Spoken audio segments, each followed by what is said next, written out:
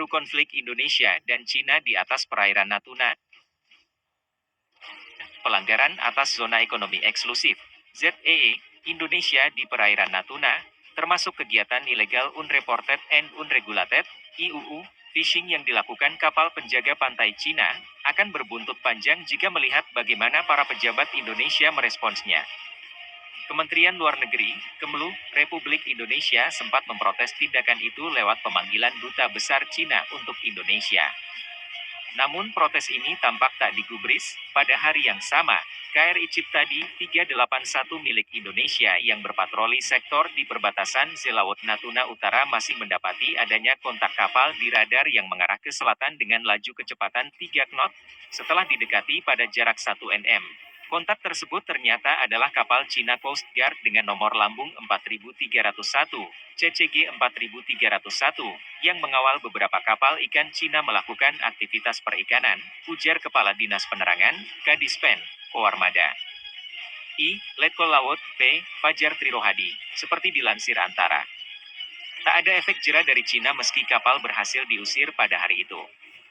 Yang terkini, berdasarkan patroli udara Indonesia pada Jumat, masih tampak 3 kapal Coast Guard Cina di wilayah kaya ikan tersebut. Ketidakjeraan ini sebenarnya bukan kejutan, sebab sebelumnya juru bicara Kemlu Cina, Geng Shuang, sudah menjawab protes Kemlu RI dengan bersikukuh negaranya tidak melanggar hukum internasional yang ditetapkan lewat Konvensi Hukum Laut PBB, UNCLOS.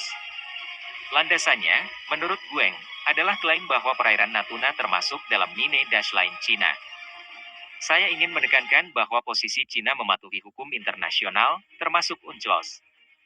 Jadi, apakah pihak Indonesia menerimanya atau tidak, itu tak akan mengubah fakta objektif bahwa kami punya hak dan kepentingan atas perairan yang relevant waters, ujarnya dalam konferensi pers. Mine Dash Line atau 9 garis putus-putus adalah wilayah historis Laut Cina Selatan seluas 2 juta kilometer persegi yang 90% di dalamnya mereka klaim sebagai hak maritimnya, bahkan meski wilayah-wilayah ini berjarak hingga 2000 km dari Cina daratan, garis putus. Putus itu pertama kali muncul di peta Cina pada 1947. Setelah Perang Dunia Kedua selesai, upaya Cina mengungkit-ungkit Mine Dash Line bikin Indonesia tambah geram. Kemlu RI tegas meyakini bahwa klaim historis Cina atas Z Indonesia tidak memiliki kekuatan hukum, sebab 9 garis putus-putus tidak pernah diakui dalam UNCLOS 1982. Puncaknya, Jumat, strategi mulai disusun oleh lintas Kementerian Indonesia guna mengatasi sengkarut ini dengan langkah lebih nyata. Strategi itu dibahas dalam rapat di kantor Kemenko Polhukam, yang dihadiri langsung sejumlah menteri. Selain Menlu Retno Marsudi, rapat ini juga diikuti Menteri Pertahanan Prabowo Subianto, Menteri Perhubungan Budi Karya Sumardi, Menteri Hukum dan HAM Yasona Laoli, serta Menko Polhukam Mahfud MD selaku pimpinan rapat Indonesia Siap Perang. Ditemui wartawan usai rapat, Menlu Retno mengatakan beberapa kesepakatan lintas kementerian telah tercapai. Poin pertama kesepakatan itu adalah klaim Cina terhadap Z Indonesia tak berdasar. Kami baru saja menyatukan pandangan dan untuk memperkuat posisi Indonesia dalam menyikapi situasi di perairan Natuna. Di dalam rapat tersebut kami menekankan kembali, pertama telah terjadi pelanggaran oleh kapal-kapal Tiongkok di wilayah Z Indonesia, ujar dia. Poin lain yang tak kalah penting adalah komitmen untuk memperkuat upaya Indonesia mengatasi kerugian akibat aktivitas perikanan kapal-kapal Cina di Natuna. Penguatan ini bakal ditempuh tidak saja oleh Kemlu, tapi juga kementerian lain sesuai porsinya. Bakamla misal, menjanjikan bakal menambahkan armada patroli. Hal ini sudah dikoordinasikan dengan Menhan Prabowo yang juga hadir dalam rapat. Jelas, ada tambahan pasukan. Saya saja sudah kirim lagi kok. Itu dinamika. Jadi tidak usah rapat pun sudah otomatis itu, ujar Kabakamla Taufik. Yang jelas tadi sudah disampaikan Bu Menlu, itulah sikap kita. Taufik enggan membeberkan berapa tambahan tenaga dan armada yang bakal disiagakan di Natuna. Rahasia dong, jumlahnya, kata dia, sementara dalam keterangan terpisah. Seperti dilansir Antara, Panglima Komando Gabungan Wilayah Pertahanan, Pangkogab Wilhan, Ilaksdia TNI Yudo Margono menyebut operasi siap tempur kali ini melibatkan Koarmada 1 dan Kopsau 1 dengan armada 5 KRI, 2 diantaranya masih dalam perjalanan. Satu pesawat intai maritim, dan satu pesawat Boeing TNI AU, pasukan yang dipimpin langsung oleh Yudo ini telah bertolak dari Jakarta ke Natuna menggunakan satu pesawat.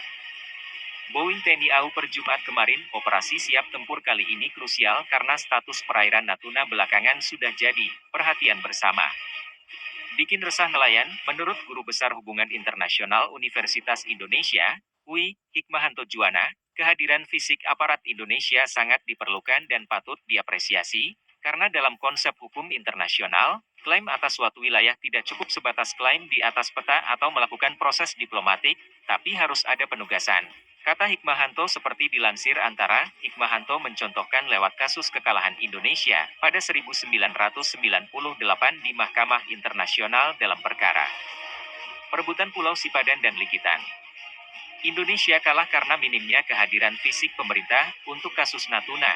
Hikmahanto bahkan menyarankan kehadiran fisik itu tidak cuma ditempuh dengan penambahan pasukan pengamanan dan armada. Yang tidak kalah penting untuk dilakukan adalah mendampingi nelayan-nelayan lokal. Pendampingan ini penting untuk melawan kapal-kapal nelayan Cina yang mendapat pengawalan dari negaranya.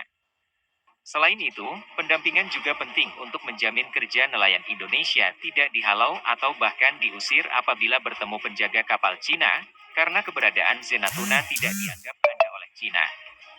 Justru yang dianggap ada oleh Cina adalah wilayah penangkapan ikan tradisional nelayan Cina. Pungkasnya, indikasi bahwa kapal asing mengintimidasi nelayan lokal Natuna tak terelakkan lagi. Boy, seorang nelayan asal Kabupaten Natuna, mengatakan dalam 2 bulan terakhir nelayan di wilayahnya rata-rata cuma bisa mengumpulkan 1 kotak ikan per hari. Per kotak beratnya berkisar 100 kilogram.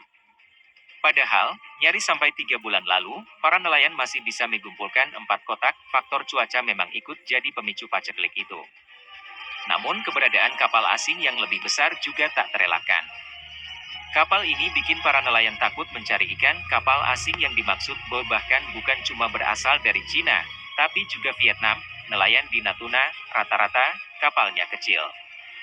Mau menyeberang jauh, takut. Karena kebanyakan ada kapal Vietnam, ujarnya, seperti dilansir Antara. Soal klaim Cina terhadap Natuna, Jokowi, saya bawa kapal perang. Joko Widodo menjawab tuduhan yang menyebut dirinya adalah antek asing setelah adanya klaim bahwa Natuna Utara masuk ke wilayah Laut Cina Selatan yang dikuasai Cina. Dulu 2016 ada klaim bahwa Natuna Utara itu masuk ke Nine Dash Land dari Laut Cina Selatan. Saya dituduh antek asing, kata Jokowi dalam sambutannya dalam acara alumni Yogya Satukan Indonesia, di Stadion Kridosono, Yogyakarta, Sabtu, 23/3/2019. Terhadap tuduhan itu, Jokowi mengaku telah melakukan upaya perlawanan. Upaya yang dilakukannya adalah membawa kapal perang ke Natuna untuk menjaga kedaulatan teritorial negara. Saat itu ingat saya bawa kapal perang kita ke Natuna dan saya sampaikan bahwa Natuna adalah teritorial Indonesia. Tidak ada rasa takut sedikit pun di hati saya untuk melakukan itu, kata dia. Selain menjawab tuduhan antek asing, Jokowi juga menjawab tuduhan selama ini yang menyebut dirinya antek asing dengan mencontohkan upaya yang dilakukannya dalam mengambil alih sumber daya Indonesia dari tangan asing.